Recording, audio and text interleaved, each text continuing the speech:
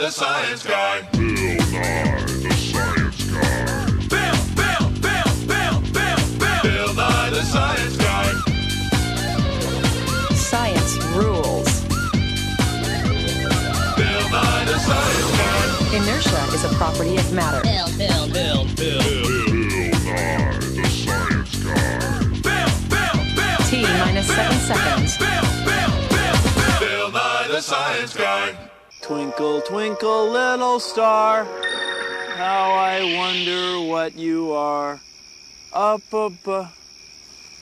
Oh, hi, I was just, Well, anyway, outer space is so big, and everything in it is so far away.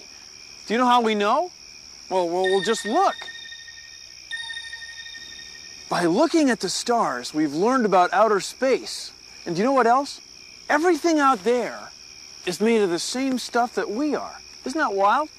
So, come with me today while we explore the vast, wonderful world of outer space. Outer space is big. We have to go out, way out. Outer space, way out here. Whoa. Things in space are very far apart. What do you mean? I mean very far apart. Uh-huh. Let's say that this little ball is the Earth. All right. Yeah, this little ball. And you and I are right here at Nye Laboratories. Mm-hmm. How far away do you think the sun would be? Would it be this far away? This far away? I don't know. Maybe this far away? Maybe. Yeah. No. Watch.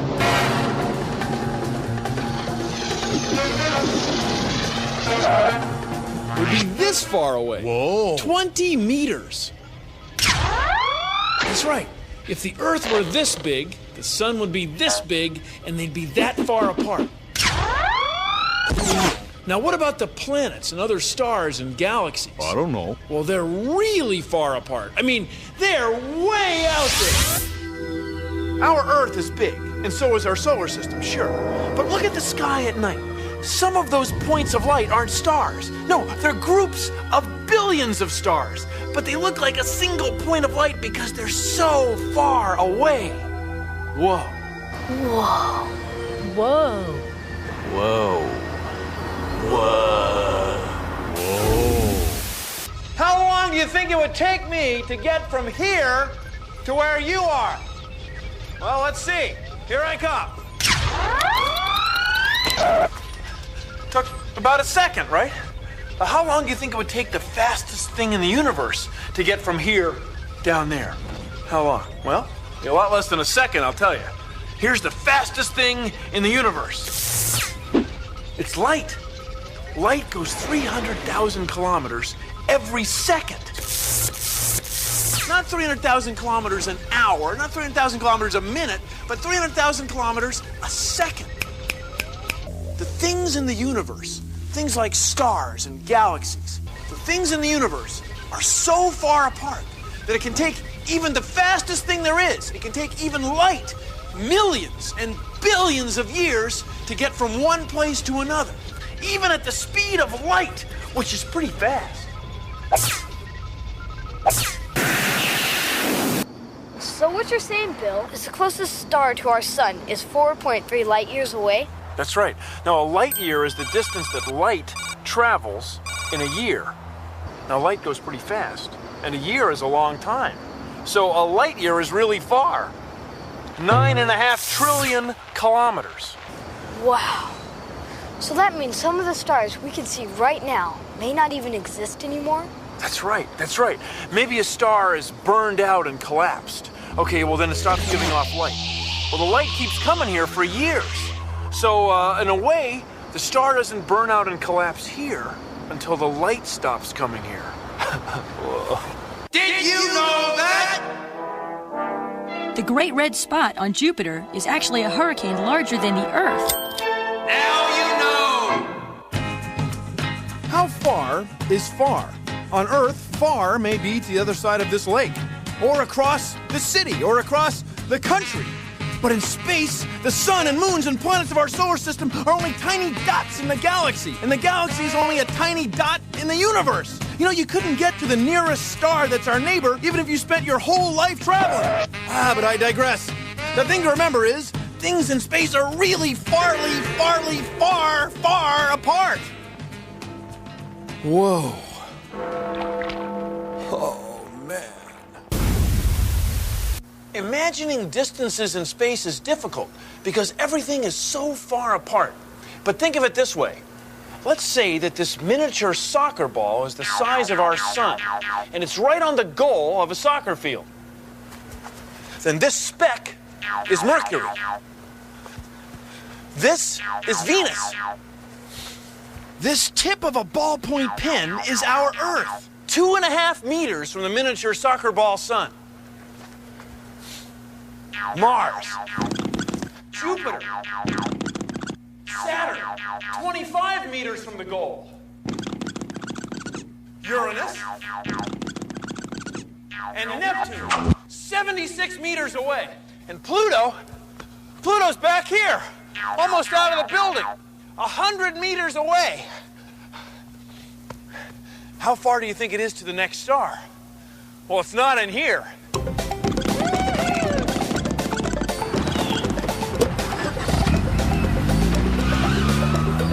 Kids, don't drive this way at home. You could leave tire marks on the living room carpet. Boy, I hope I unplugged the iron. Hope I didn't leave the stove on.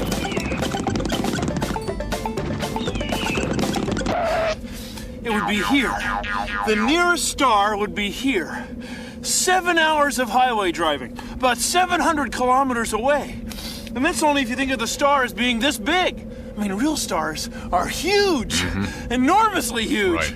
enormously, bigly huge. All right, already. Nothing like this. You couldn't get to the nearest star if you traveled your entire lifetime. No way. It's kind of cold out here. Have you ever heard of the Big Dipper? The Big Dipper is a constellation. Now, a constellation is a group of stars that we've given a name to help us find certain stars or recognize them. Now, ancient Greek and Roman astronomers gave all sorts of constellations names, and we still use a lot of those names today, like Orion the Hunter, Cassiopeia the Queen, and the Big Dipper. You know, I don't think the Big Dipper was an ancient Greek or Roman name.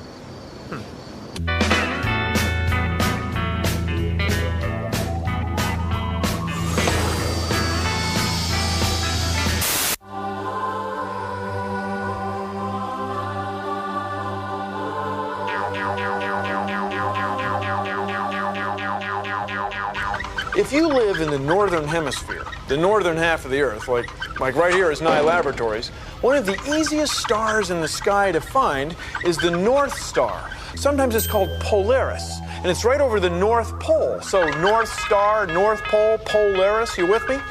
Anyway, the Earth's axis, the imaginary line that the Earth spins around, seems to point right to Polaris. So let's take a look through the window of science. You see, Polaris is on the end of the handle of the Little Dipper, and the two stars that form the front of the cup of the Big Dipper make an imaginary line that seems to point right to Polaris. Now get a good look at it, because Polaris won't always be our North Star. No, the Earth's axis is wobbling, just like the axis of this top. See how it forms a small circle? The same is true of the Earth's axis. And eventually, it won't be pointing to Polaris, it'll be pointing to another star, to Vega. But that won't be for about, 12,000 years. So I wouldn't wait up for it. Okay.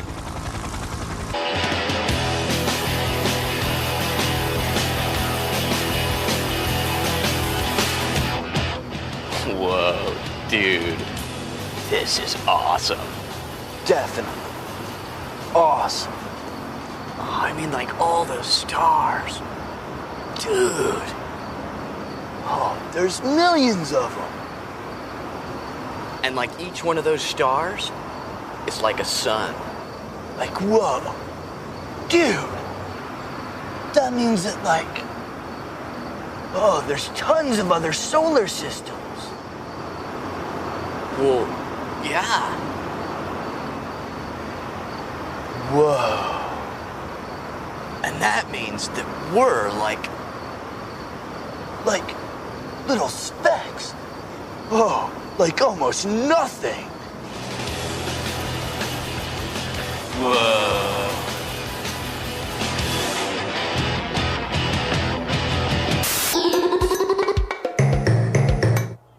People have always used their eyes to study stars and planets. Sometimes they use astrolabes.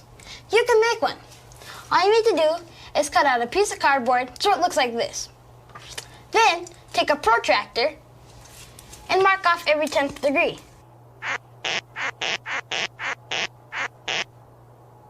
Now draw lines.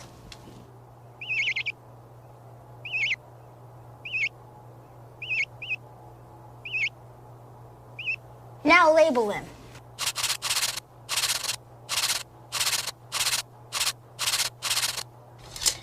Then take a straw and tape it on the side. Then take a string that has a washer tied to it and tape it on the other side.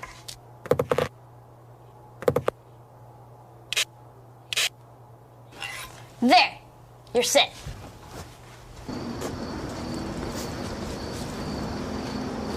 Go outside at night and look through the straw and find a star. Find out where the weight hangs on the astrolabe. Come outside a couple of hours later and find the same star. You'll see that it moved. That's because the Earth is turning. Astronomers also use astrolabes to find out the motion of stars and find planets. It's freezing. I'm Eric Wilcox, and I'm a staff scientist and astronomer here at the Very Large Array. You know, what astronomers do is to try to figure out what is going on with a variety of objects out in space.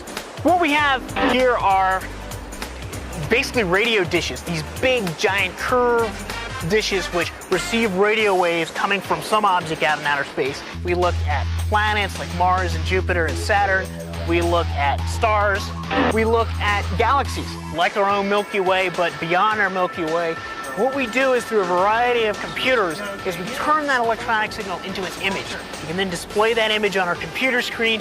So most of the science comes in looking at that screen, looking at the image, and really that's really where we do what astronomers do. The basic idea, and as scientists in general and astronomers in particular, our goal is to understand the universe. Whether or not there is Klingons on the other side of the galaxy, I don't know. Did you know that? 10 tons of meteorites hit the Earth every day. Most are the size of a grain of sand. Now you know.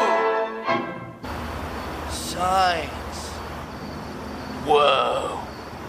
About 2,000 years ago, in the town of Alexandria, which is here, near the mouth of the Nile River, what is now Egypt, there was a guy named Eratosthenes. And he was the librarian of the great library of Alexandria. One day, he came across a note from someone who lived here in the town of Sina. And the note said, at noon on the longest day of the year, sticks cast no shadow, and we can see all the way to the bottom of our wells. Eratosthenes realized that where he lived, sticks did cast a shadow, and he couldn't see to the bottom of wells. And he got to thinking about it, and he realized, the Earth must be round. Yeah, we must be living on a big ball. That's the only way for there to be no shadow here and a shadow here.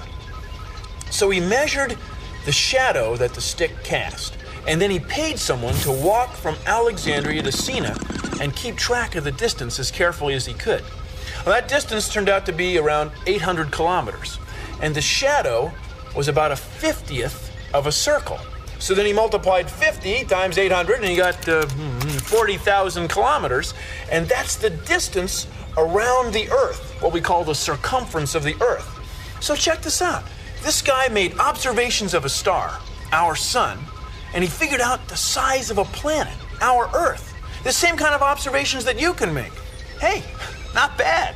فعندها طلب أريتوستنيس من راع كان هناك: يا أخ، امشي إلى سينا وقس المسافة إلى هناك. هل أنت مجنون؟ قال الراعي. المسافة تكشف لي عن حجم العالم، قال أريتوستنيس. ادفع لي بالميل، قال الراعي. وعليه اضطر أريتوستنيس أن يدفع للراعي أجرته مضاعفة، ومضى الراعي في رحلته. إن رجلي متعبتان حتى الموت، قال الراعي. We are at T-minus 4 minutes and counting. Roger, I'm switching on all 3 fuel cells and main power supply. The launch conditions at Kennedy Space Center are good. Well, space camp is really just a place where you learn about space and the planets. Launch control Columbia. All systems ready and the crew is go for launch. The most exciting part of the day is when we do our missions. Columbia, start auxiliary power units. Roger, starting all AP. We train like a real astronaut would. 8, 7. Well, we ride simulators to teach us about what it would be like in space. 6, 5, 4. Okay, in the future, I think a lot more people will go to space. It'll be like a regular thing. 3, 2, 1. Booster ignition. Liftoff. We have liftoff. Columbia, you have cleared the tower. You learn a lot about space and what it would be like to be an astronaut. Marshall Ops, we are ready to come home. Houston, the payload is secure and ready for re-entry. Please turn on all 3 fuel cells and switch to all 3 power buttons. Roger, fuel cells and power system on. I want to be an astronaut. Yes, I do want to become an astronaut. I think that it would be like the best experience that there is. Correct. Have mission specialist 1. Good job, guys.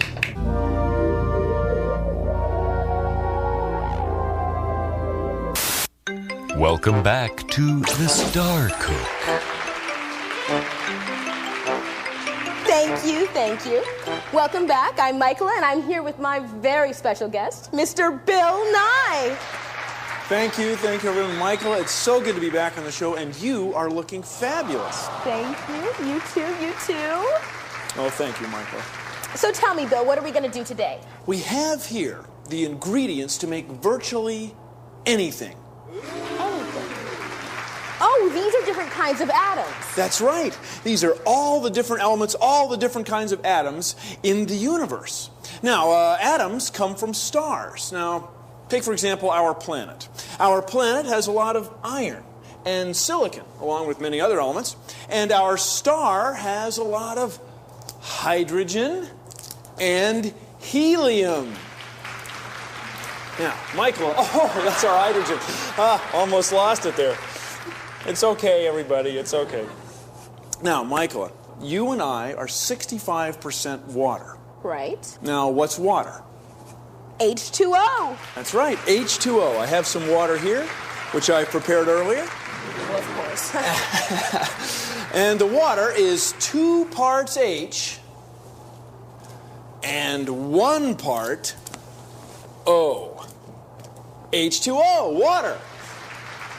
So with this here, we can make virtually anything. Well, actually, no. Because in order to make all these atoms, you need the force of exploding stars and billions of years. But brownies, on the other hand, only take about 35 minutes. And even brownies are made of atoms. That's right. Oh, Bill, this looks fabulous. People, it looks fabulous, doesn't it? Oh, thank you. Here, Michael, you please have the first one. Oh, thank you. Oh, delicious. We'll be right back. Thank you. Now, people say, why make observations of stars? Why look into space? Are you kidding me? It gives you a perspective of where you are in the universe, of what we do all day. I mean, what are you trying to make some kind of joke? I mean, we are made of the same material as stars. Stars, you, me, the camera, the television you're watching, everything made of the same stuff that stars are made of. So you have to study stars in order to understand what we're made of, for crying out loud. Whoa.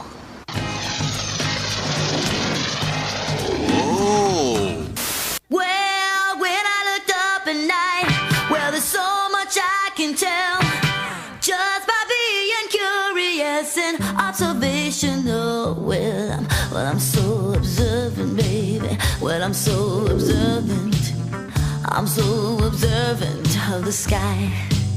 Well, we're in a solar system, and solar that means sun, and the sun is one star in a galaxy of billions and billions. Well, I'm so observant, baby. Well, I'm so observant.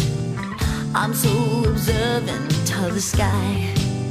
Now its immensity's impressive, and as if that's not enough, stars, planets, all made of the same stuff. Well, we're all made of atoms, baby. We're all made of atoms. We're all made of atoms, you and I.